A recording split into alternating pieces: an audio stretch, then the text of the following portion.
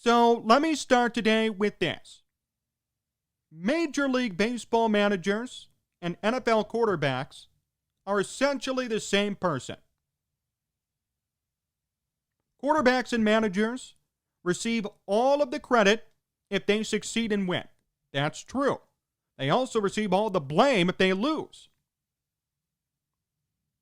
If a quarterback throws for 4 touchdowns, but his running back fumbles the ball inside the 1-yard line, and the team loses, it's on the quarterback. Always on the quarterback. Never on the running back. Never on the coaching staff. Only the quarterback. When a manager puts in their closer to save a game and he blows the save, it's the manager's fault for putting the closer in that situation. Never the closer's fault. Managers and quarterbacks operate in the same fashion. They're held to the same standard, whether fair or not. Cubs fans, you can attest to this. Joe Maddon was fired for the Cubs' issues in the bullpen. It had nothing really to do with the rest of the team, with how Maddon managed. It had to do with the bullpen. Let's be honest. That collapse in September will never be forgotten. But was it Maddon's fault that Craig Kimbrell couldn't close?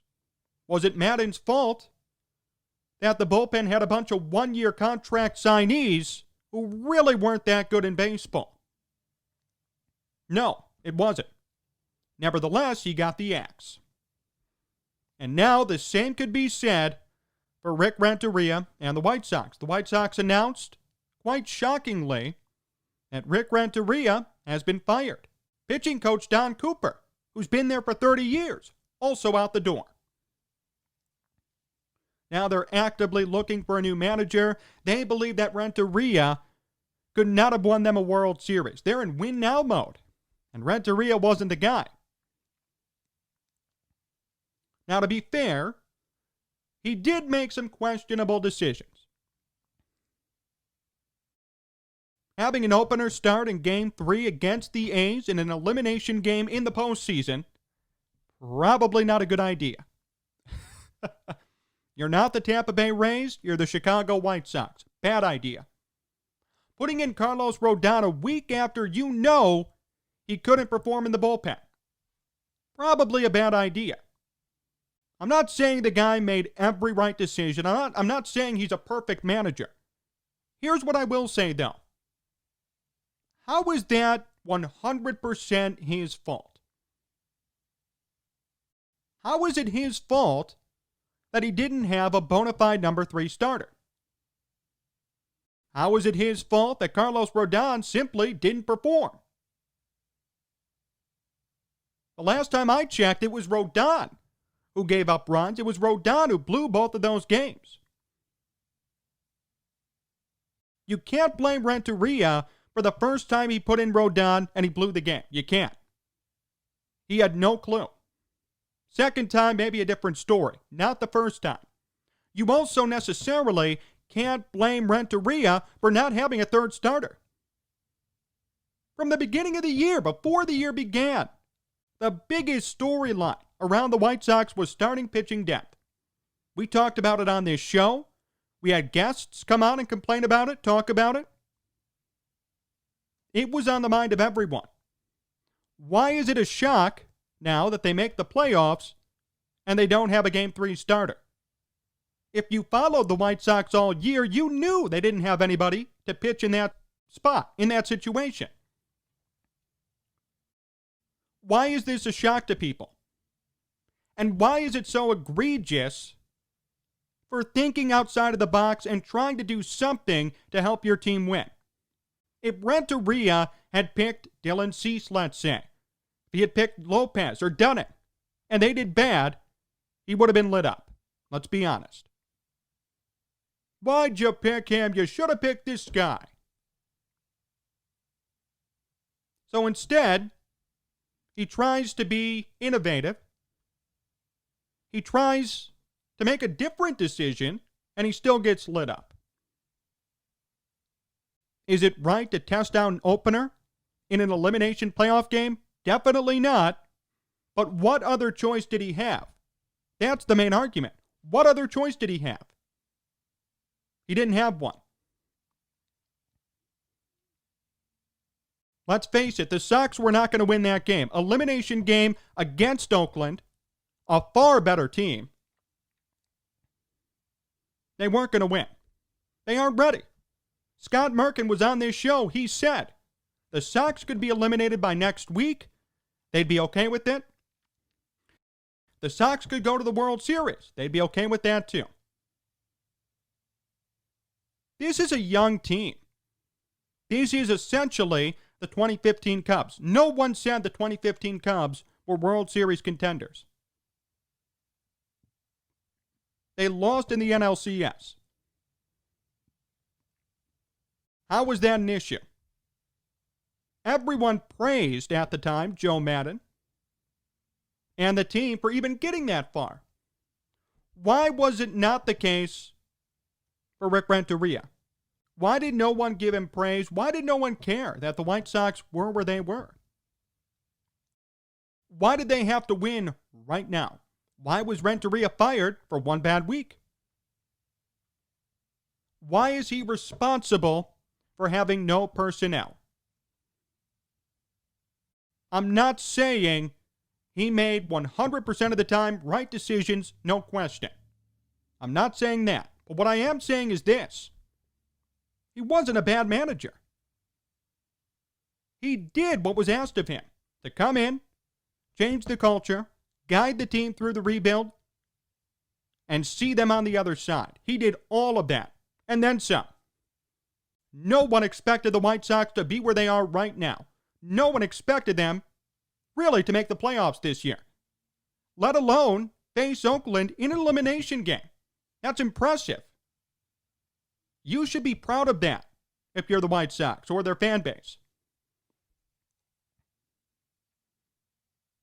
That's the truth. Why is he being held to such a high standard when we all know this team is still growing? That's another storyline that was said all year. Don't expect much. They're still growing. Still a young team. It's okay if they don't make it anywhere. They're still growing. I could argue they still are growing, even after losing in the postseason. My question is then, why did that narrative get thrown out the window? Why was Rick Renteria fired? Why was that neglected? And the White Sox decided to go one step higher and fire Renteria. Do you see what I'm getting at here? Why did things change within a week? It went from, wow, the White Sox are in the playoffs, to Renteria needs to be fired. They should have gone further. I thought we were all surprised pleasantly that the Sox even made it to that stage. I thought that was the headline. I thought the headline was, there's so much doubt surrounding this team. All of these guys are still growing. It's amazing to think that they forced an elimination game against Oakland. I thought that was the headline. Why is it being reversed? Why are people bashing Rick Renteria for the job he did? There were clear objectives. He did everything and then some. I believe he should have had one more year. Once again, he's being fired too early without being able to use the finished product. With the Cubs, did not use the finished product at all. Then here in Chicago, gets to see part of the finished product, but only had legitimately 2 starting pitchers. That's unfair to him. That's not unfair to the franchise. It's unfair to him. Imagine if the White Sox had a competent starting rotation with 4 or 5 good pitchers.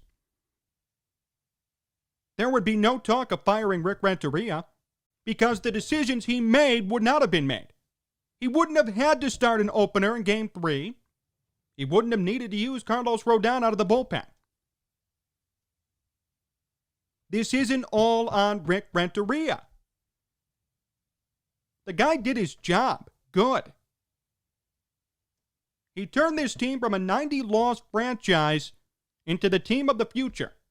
Major League Baseball's next big team. That was Renteria. Why is he getting no credit? Why is he getting fired prematurely? He should have had one more year with more financial resources to bring in more quality talent, to help out the starting rotation, to bolster up the bullpen a bit. That would be a fair time then to evaluate how good he really is. But to tear him down, to criticize decisions that he made for having two good starting pitchers is absurd. He would have been criticized either way. If he had put in Dunning, if he had put in Cease, Lopez, and they struggled, the narrative would have been Renteria made the wrong decision again. So he decides to think out of the box a bit, tries to avoid it, tries to throw a wild card at the A's, and it didn't work. Why are we criticizing him for trying to make the best of a bad situation? That's what I don't like about it. He was screwed either way. He had no choice either way. You knew he was going to face the heat. Why tear somebody down who tried to be a bit creative and try to avoid it all? Why end his tenure when you saw what he did with that organization? He changed the culture. He made it fun. He connected with players. That's commendable. Someone should give him a job moving forward. But instead we sit here and tear him down. Instead people are saying, thank God he's gone. And he gets all the blame and no credit for what the White Sox did this year. That's the truth. You know, it's so funny. Cubs fans can also relate to this. 2004. Cubs had a wild card spot with 1 week to go. They end up missing the playoffs. They lost 7 of their last 9 games, missed the playoffs, probably the second or third biggest collapse in Cubs history, okay? At the time, LaTroy Hawkins, the closer, couldn't close a game. He blew a couple of those games. At the end of the season, though, it was Hawkins who got the blame, not Dusty Baker. Dusty Baker wasn't criticized for continually putting in Hawkins after he blew a game or two. No one said a word. Everyone praised Dusty, believe it or not, for doing what he did with that team. You can't have it both ways. Renteria had no choice in Game 3. He was going to be screwed either way. My question is, why aren't the players being blamed a bit more? Why is this all on the manager when we know that in the past it hasn't always been that way? Sox fans, think about what Renteria did for your organization. Think about how much things changed from Robin Ventura to Renteria. Talk about a night and day difference. Who would you rather have as a manager? Renteria did a great job in his time. And once again, he'll never get any credit. If the White Sox win the World Series next year and in 2 years, obviously he'll get no credit. He got no credit this time around for the Cubs. He was the guy there who got them to 70-plus wins in a year in which they should have lost 100. The next year, Joe Maddon comes in, they win 97. But Joe Maddon had pieces that were not at Renteria's disposal. Does that make Renteria a bad manager? No. It just means that he didn't have ample resources to lead to success. My fear is that the same thing will happen here with the White Sox. Watch them go out and spend money now on starting pitching, on some bullpen help, maybe another bat. Next year, whoever comes in will lead this team to a 90-plus win season. Guarantee it. Mark your calendars. I'm saying it right now. And everybody will say Rick Renteria held them back in the past. But they forget about the fact that he did not have ample resources to get the job done in the first place. I'm telling you right now, that's what's going to happen. Quote me on it. Save this video. Remember it. I said it. Rick Renteria deserves some credit. Did he make some tough decisions? Yes. That comes with the territory. That comes with the fact that you don't have resources at your disposal. It's not his fault the Sox don't have a bona fide third starter. It's not his fault that Carlos Rodon the first time around couldn't hold the lead out of the bullpen. He tried to make ends meet with what he had. That's commendable. People should respect that, not tear him down and say he was holding back the organization. Or, if someone else was managing, they wouldn't have lost. How do you know that? They would have had the same roster and the same issues that plagued Renteria and this team all year.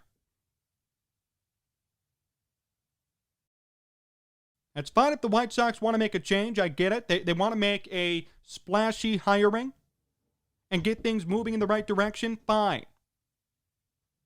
But White Sox fans, White Sox media, don't tear down Rick Renteria. In the end, when they win the World Series, he won't get any credit. But if it wasn't for him, they wouldn't be in that position. More to come here on Sports Talk Chicago. My interview with Richard Justice comes up next, so stay tuned.